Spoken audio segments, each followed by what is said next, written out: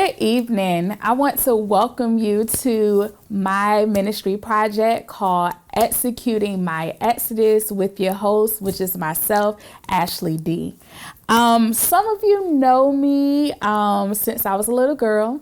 Some of you know me from church, bypassing each other. And then some of you just know me because you thought I was pretty cool on Facebook, so you decided to add me as a friend or follow my page. But I just want to give you a formal introduction of who I am. Again, my name is Ashley Dickens. I am a native of Norfolk, Virginia. I've lived in Chesapeake, Virginia most of my life.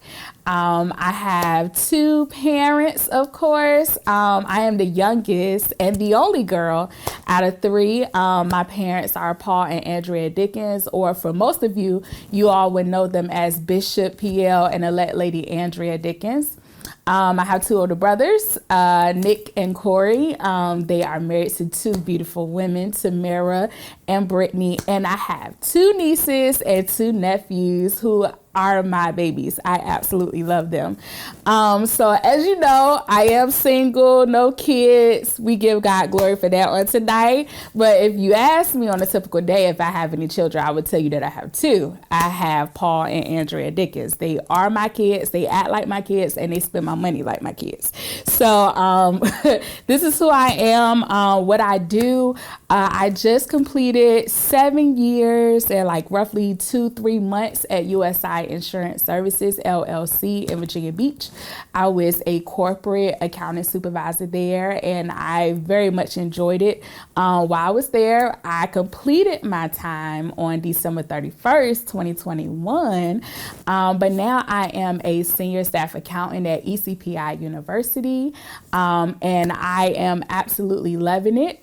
Most of you would say that, well, actually, that's a little bit of a downgrade in title. Maybe it's a downgrade in title, it's a downgrade in responsibility. However, baby, it's an increase in salary and an increase in a healthy and work-life balance, which is what I need in this season.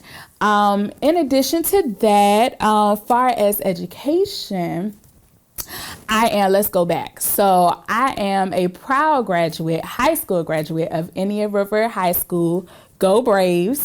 I got my undergrad degree at Virginia Wesleyan College, which is now university, with a Bachelor of Arts in Accounting and Business, concentration in accounting. I'm a graduate of Regent University, where I have my Master's of Business Administration with a concentration in accounting. And my final degree, I am in my last semester at Regent University for my Master's of Divinity degree with a concentration in church and ministry. Those are my stats. That's just my family life, my work life, and my education. We haven't even gotten to church. So for church, I am the church administrator at Kingdom Love Full Gospel Baptist Church, where my parents are the pastors and leaders there.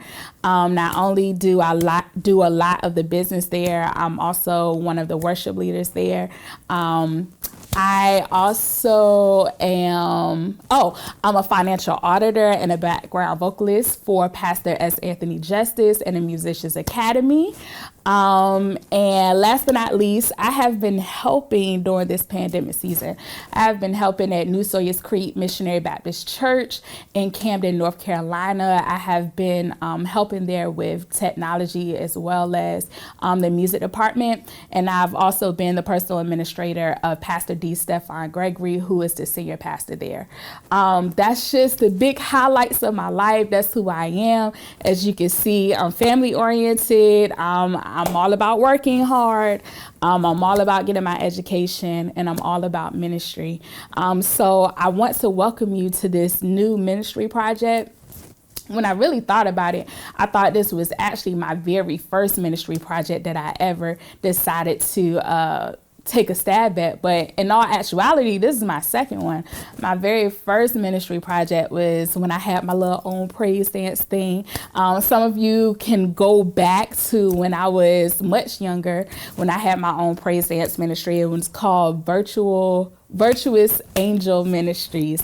And that was a long time ago. I thought I was legit. I had my own business cards. People were calling me to come and dance at their church, and I just had a great time. But this is my official adult ministry project, and I'm so excited and so elated that you decided to tune in tonight at 7 p.m. for my pilot episode of Executing My Exodus. But that's just to give you some background about who I am. I want you to know who I am. I want you to understand who I am here. In addition to that, I just want to introduce you to my ministry project. Some of you have already been on my Facebook page. It has my mission statement, my vision statement, my goal. If some of you haven't seen it, just to let you know, well, let me back up. Let me give you a little backstory, even how I even got to this place. So the past couple of years, a few of my friends had been telling me, well, Ashley, you need to do a podcast. You need to sit on a panel. You need to have real in-depth conversations. And truth be told, when it was ever first presented to me, I thought they were crazy. Because I felt like I didn't have much to say. I'm used to working behind the scenes.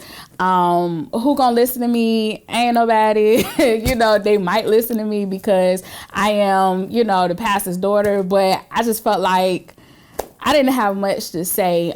This kind of resurfaced back again, literally like a month ago, as far as talking about different issues that we run into on a consistent basis as a people, and to the point that I actually did a roundtable recently with New Sawyers Creek about what church was like during the pandemic. And I ran it across my best friend, Alexis. Shout out to Alexis Brown. She is a podcast person. She's called The Raspy Messenger. She's really dope. So if you're into podcasts, please follow her. She's really great. I talked to her about it, and she was one of those people that said that, I should do something like this.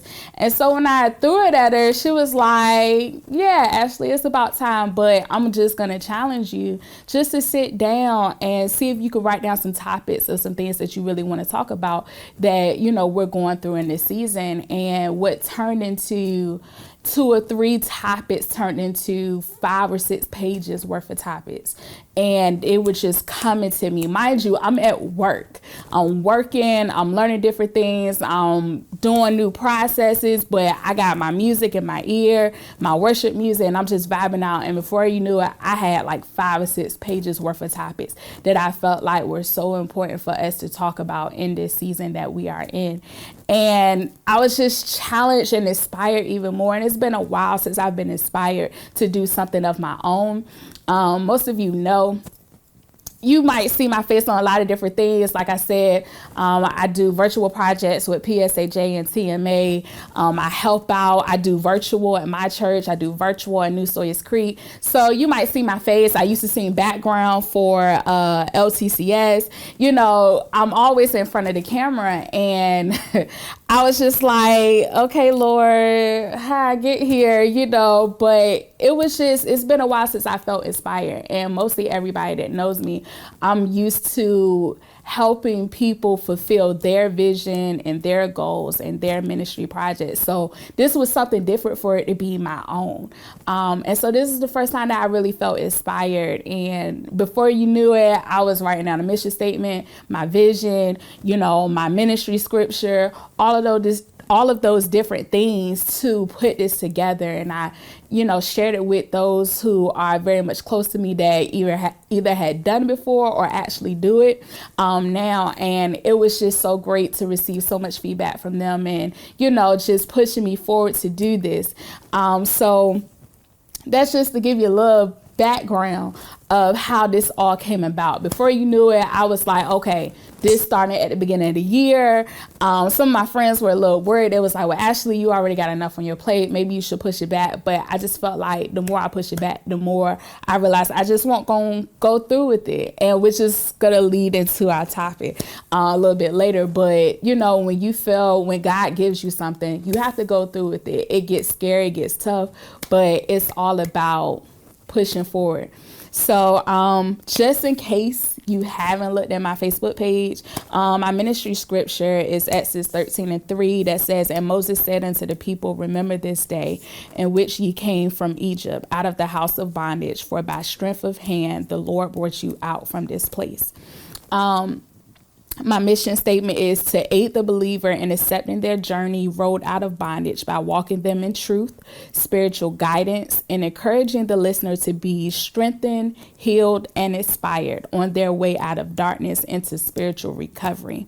And my vision for this project is for the host, which is myself, because this doesn't exclude me, for the host and the listeners to live changed, improved lives that reflect the will of God for us individually and collectively as one, that we will be better representatives of him and be able to help others along the way. And which brings up the scripture, 2 Corinthians 5:17. Therefore, if anyone is in Christ, he is a new creature. The old things passed away. Behold, new things have come. So the name Executing My Exodus. So little backstory on that. Mind you, when I'm putting all this together, I'm listening to my praise and worship music. Music that keeps me going, that gets me just to a different space. It takes me to another element. I'm just vibing out to that at work. And the whole time, like, Lord, what am I going to call this? What am I going to call this ministry? Because I don't want to say Real Talk with Ashley. I don't want to do anything that everybody is using. I want this to really be a name that was going to be impactful, that was going to capture somebody's attention. And before you knew it, I listened to the song. It came in rotation. I didn't pick the song. But the song, Donna Lawrence and Tri-City Singers, along with Leandria Johnson with Deliver Me, This Is My Exodus, that song came up. Now, mind you, all the long time, I hear this song on the radio. I hear people try to sing it. Can't nobody sing it like Leandria, you know. But everybody try to sing it, but it didn't hit until I was in that moment.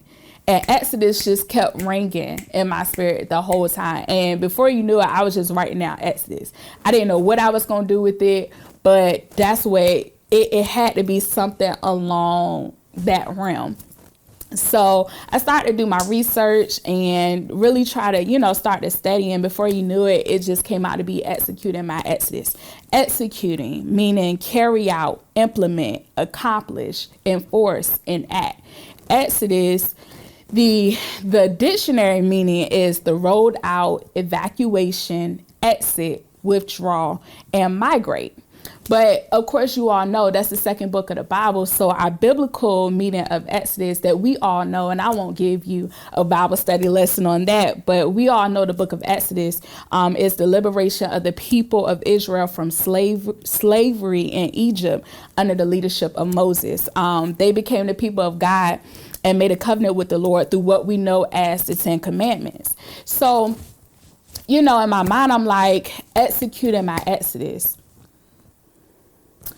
Me actually implementing my way out of what I'm going through.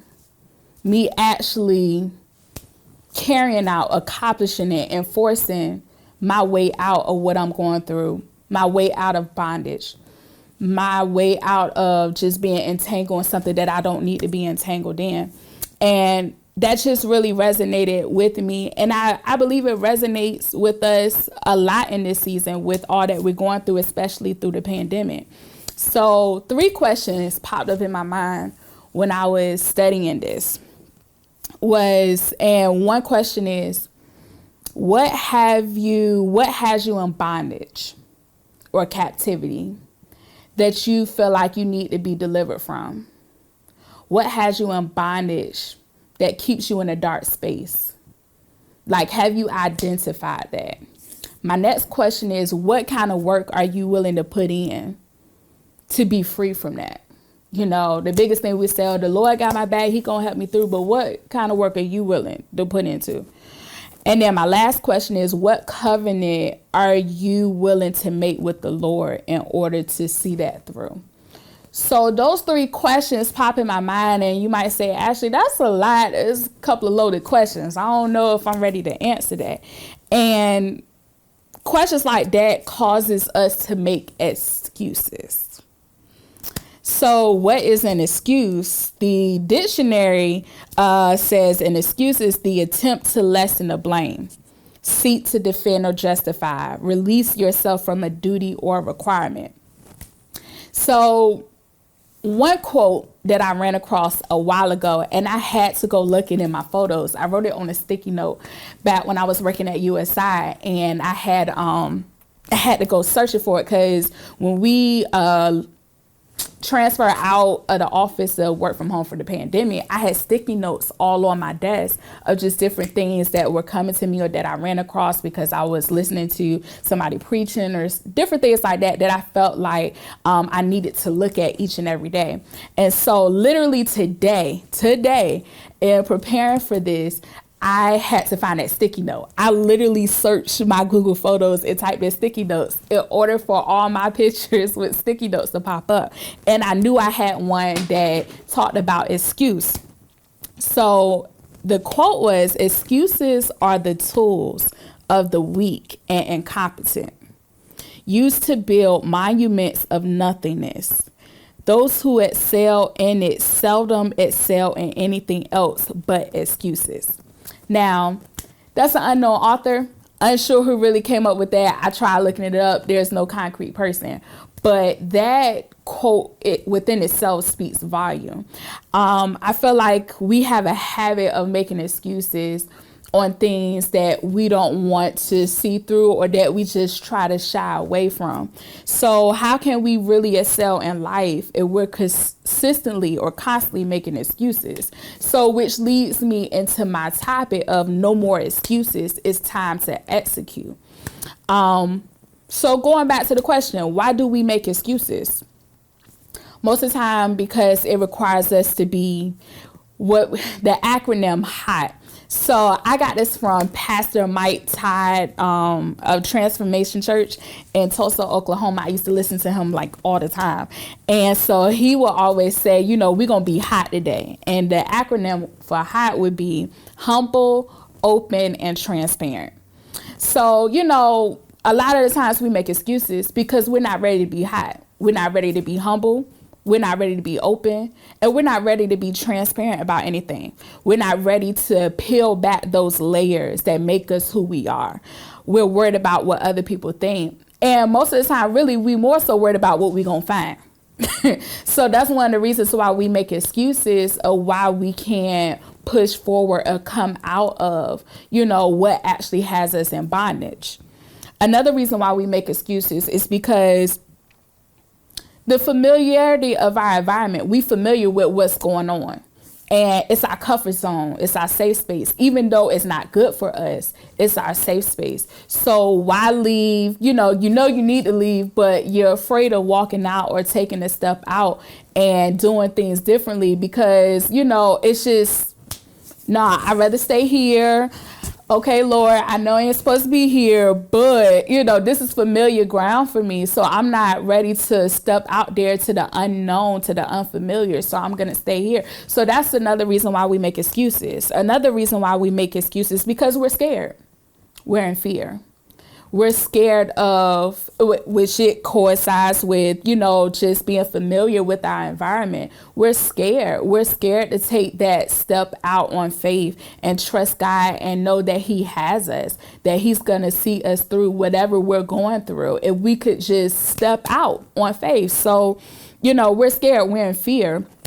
And then the other thing is sometimes we just postpone it because we're just not ready for it. I'll be honest, and one thing you're going to know about this whole webcast with me, I'm going to be 100% honest, okay? Let me tell you something. I done quit this webcast like 20 times in my head. And even to maybe a friend or two. But I didn't quit this many times because I was scared. I was just like, okay, Lord, this is something completely out my element, but I know this is an assignment that you gave me to do. I was scared. Listen, nervous out my mind. You hear me? Low key, almost hyperventilated. And anybody that know me, I'm always up for a challenge. So, you know, I might have a small moment of nervousness, but before that, I'd be like, okay, sorry, but this is where I really say, okay, I'm a thug out here in these streets. Let's get it. That's my go-to. But as I got closer to the preparation of my first episode, I literally got scared. I got fearful. I got nervous. I'm like, and mind you, I stand up and do praise and worship every Sunday with other people that I sing with. And even in moments where I have to do it by myself, I do this every Sunday. But it was just something about being scared, being nervous. And it's the unfamiliar. It's, being afraid that the people that are listening, if they're going to judge you, if they're really going to listen to you, if they're really going to support you, or they might just say, you too young to be able to tell me anything. You don't know anything. You haven't lived life yet. All those different things. You're just worried about the feedback that's going to come. So I was in fear, but I'm here and I'm doing it and I'm excited and I'm glad that I'm overcoming this obstacle in order to fulfill what God has given me in this season to share with you all. So sometimes we just make a lot of excuses because we're either afraid. We're afraid of just number one, just being afraid or scared. We're either just too familiar with our environment. We just not ready to move forward out of whatever has us bound. And just honestly, we're afraid of what we're going to find deep inside.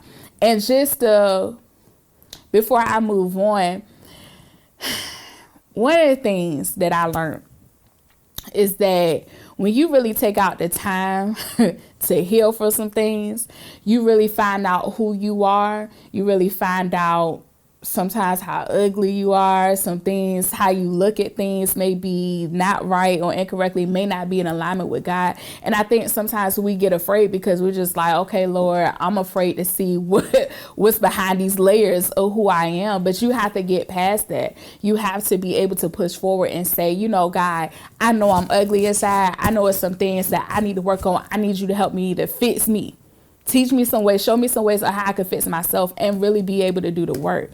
And so you can't be scared of being humble, open, and transparent. Hot. Okay. So what are some of the things that we can do? Resolutions. One thing I would say, you just got to be honest about who you are. No one is perfect but him. Nobody around you is perfect.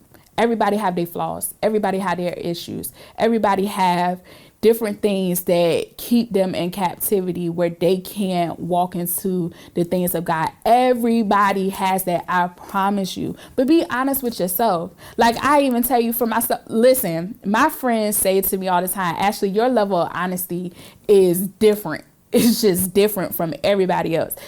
And that's just because I've gotten to a place with myself that what I need to lie. I've been through so much stuff that you guys either know or don't know. And I'm just like, God, I've done it my way for so long. I'm tired of doing it my way. So at this point, I'm trusting you to carry me through. Anything, if you ask me a question, I'm going to give you a solid answer. Now, depending on who you are, I might have to go down the street, around the corner, a couple of blocks, and then deliver it to you. But then, some of my friends, they were like, just shoot it to me straight. It depends on who you are and how you receive information, but it's still going to be the truth. So, my level of honesty, it is what it is. I would be honest with you and say, listen, if you ask me a question about my perspective of what I think, I'd be honest with you. I give you an answer. It may even not be in alignment with what the words say. And I even say, listen, my perspective in this particular situation, I don't think the Lord would approve, but this is just my truth. But, people respect that I'm just 100% honest with them. You have to be honest with yourself about who you are and whether or not you're willing to change and want to change and really put in the work.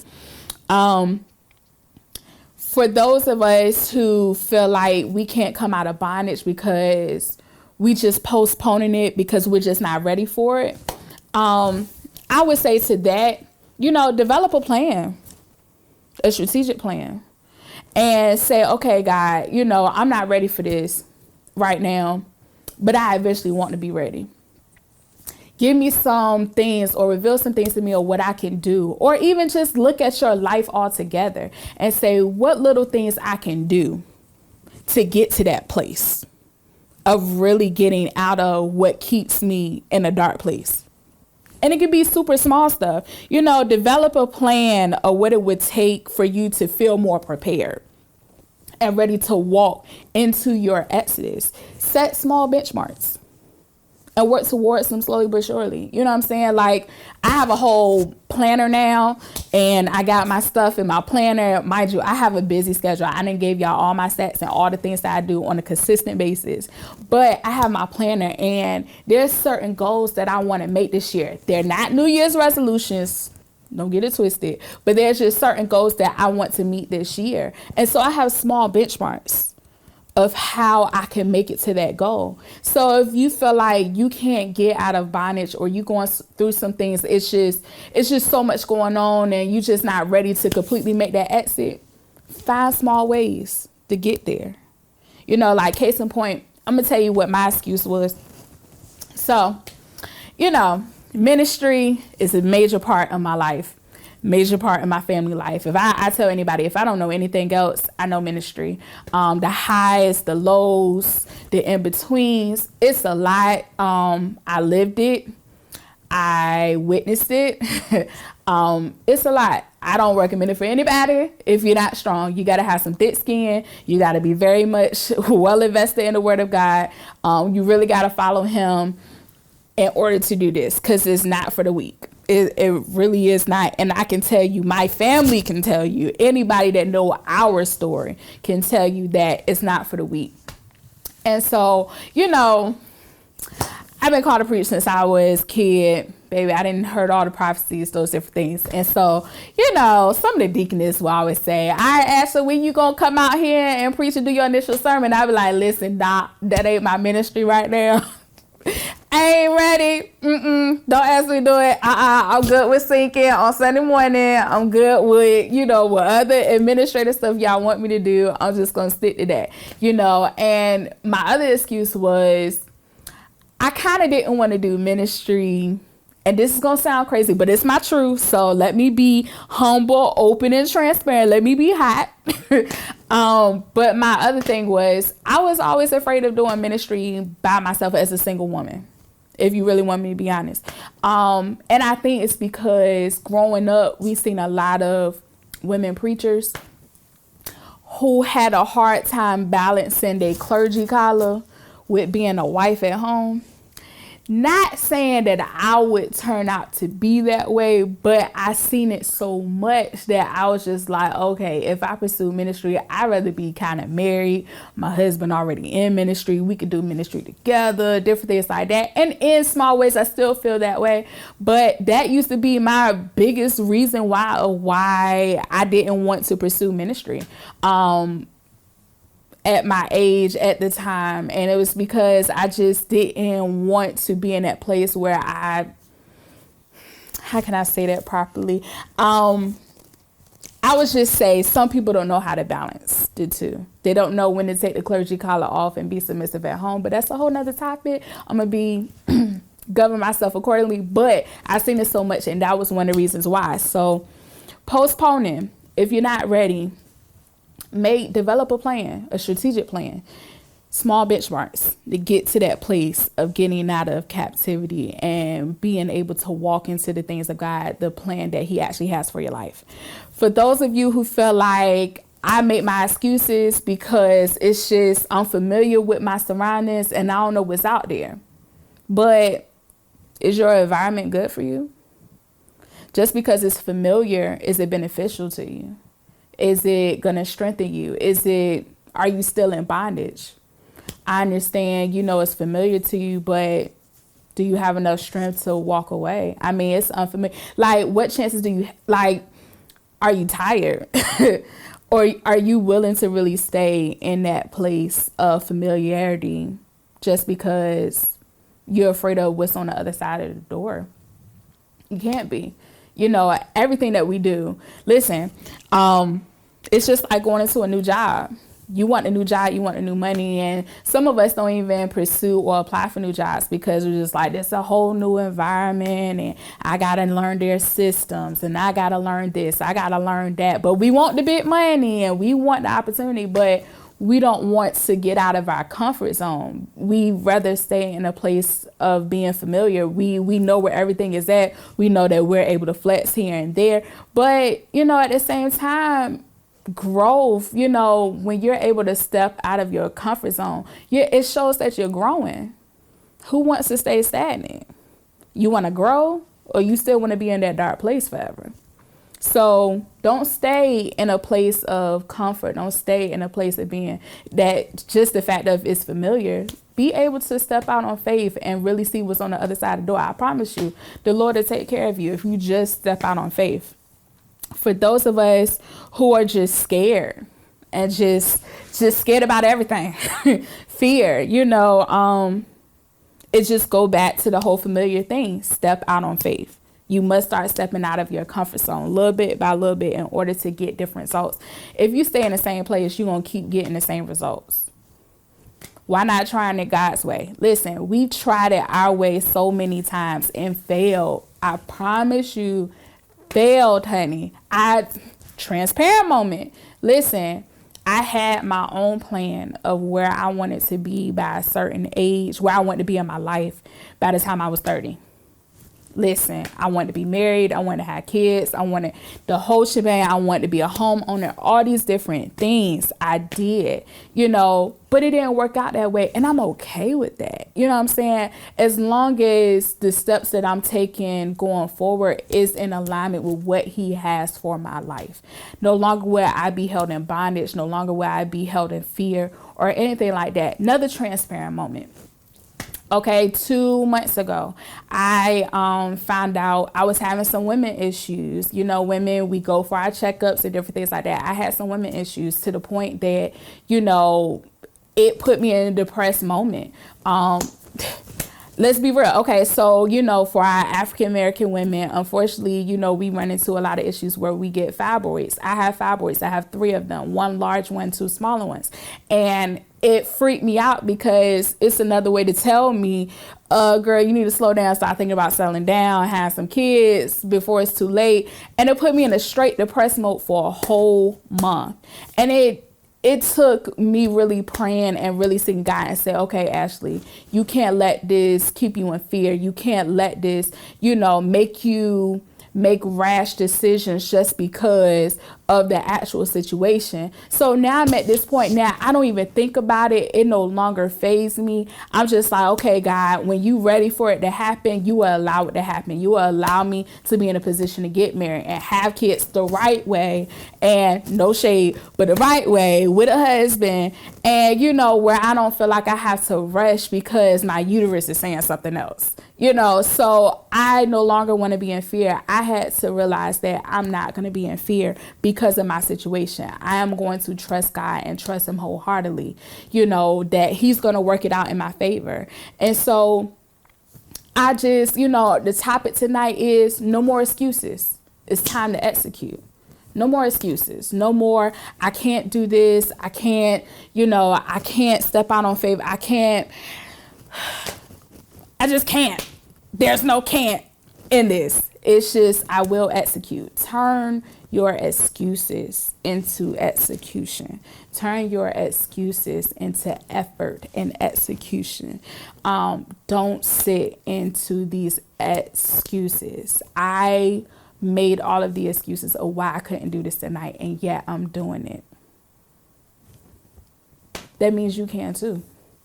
So listen. This year, 2022, we're doing things differently. We are, and this whole platform is to talk about different topics that we deal with daily, that, we struggle with, everything from trauma to the different ways we've been raised and how it affects us and how we move and how we think and how we look at situations. Like, I have so many topics that we deal with on a daily basis that we run away from. We don't want to talk about.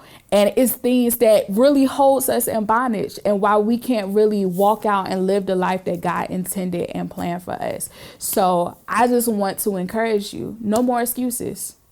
It's time to execute. This is the year we've been through so much in a pandemic. We're still in a pandemic, you guys. Like, We didn't lost so many people. We lost a lot of loved ones. It was at one point you might hear about a death. My mom and them, they're a little superstitious. You might hear about 3 deaths, but it's like spread out within maybe 2 or 3 months.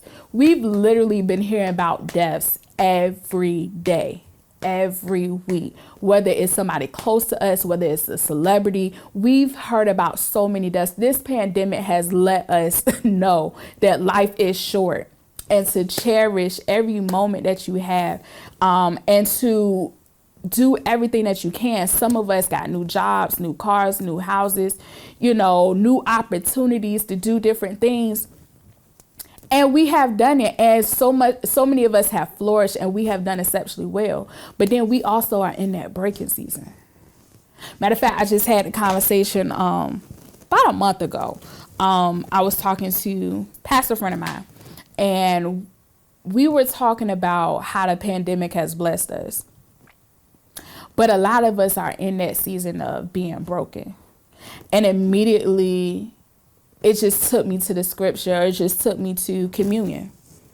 We have communion. That's a formality. We do that every first Sunday, almost in every church. God took the bread and he blessed it, and then he broke it. This pandemic, we've been blessed all the way around. But now some of us are in the breaking season, and we don't know how to take it. But have you considered that maybe this is God breaking us to make us into a new version, a more developed version, a more concrete version, better than what we were originally? A lot of times that, we just don't like to go through the spaces where, it is hurt, we feel pain. But you don't realize there's a light at the end of the tunnel, and that we end up being much better than we actually ever was from the beginning. So embrace the breaking season. Embrace it. You'll become a better person, a better representative of him. You'll be able to really walk into your true promise, your true destiny, the different places and things that he wants you to be in. You will be able to do that. And have you ever considered that maybe God take you through this breaking season to get you to a place that he's getting you prepared for the new level that he's about to take you on? You can't go on that new level being the same old person. You can't go into that level doing the same old things. You got to do things differently. In order to get to new levels, baby, you got to be prepared. Have you ever considered that you may not have been able to get to the level that you want to go to because you haven't done the work on just in the breaking season? There's so many things that we ask God for, and we're like, Lord, I prayed about this. I want you to do this. I want you to work this out on my behalf. But what have you done to even show him that you are even ready for that? What have you done? So on this platform, I want us to talk about those issues. I want us to talk about those things that we run away from, those things that hold us in bondage, those things that hold us in captivity, that we can actually heal from in order to move forward and be representatives of him and even help somebody else. Now, I don't proclaim myself to be a professor, a doctor, or anybody that just know absolutely everything. This is not just for you. This is for me too. This is for us to grow together. Like I said in my vision says, this is for me and the listeners to live changed, improved lives that reflect the will of God for us individually and collectively as one. That we will be better representatives of him and be able to help others along the way. So this isn't just for you. This is for Ashley too. I'm still growing. I'm still trying to become better. And I believe we can do that together as one. So just want to say to you, the purpose of this webcast is to discuss what keeps us in bondage and how we can get out of it together, individually, however, how we can encourage one another to keep going, to keep pushing, to keep striving, regardless of how dark it gets. We have to keep pushing forward. We have to keep pushing past all of the things that try to trap us in this dark space. we have to keep pushing forward. So choose today to not make any more excuses, but to execute those things that God has specifically designed for you. Turn your excuses into executing your exodus so you can walk into the things of God and not in the same circles that you've been walking into the past few years.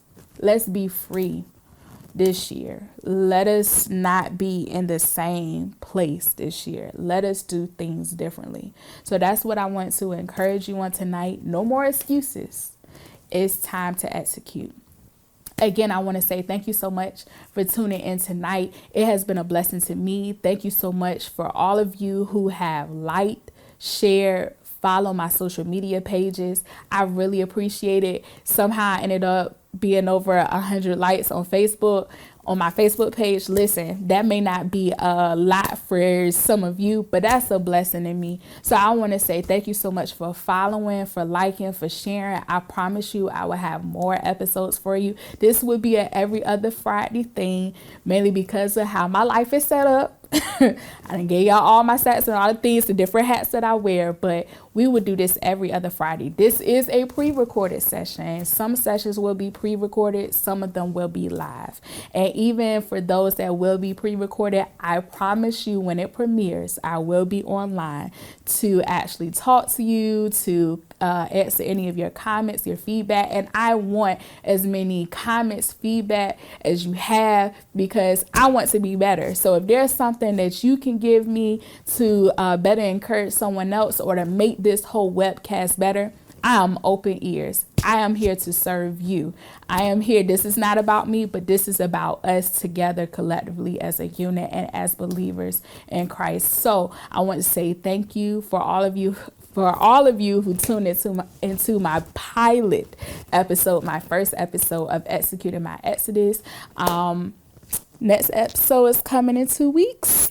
And just to let you know, there are going to be a few episodes where I'm not going to do this alone. I'm going to invite close friends and family to be a part of this, and we'll do a whole roundtable discussion and talk about our different experiences about those topics, how we heal from it, and to encourage you to follow those same steps or to do something different that we didn't do in order to relieve yourself from bondage and walk into the things of God. So again, thank you. I love you. I appreciate you.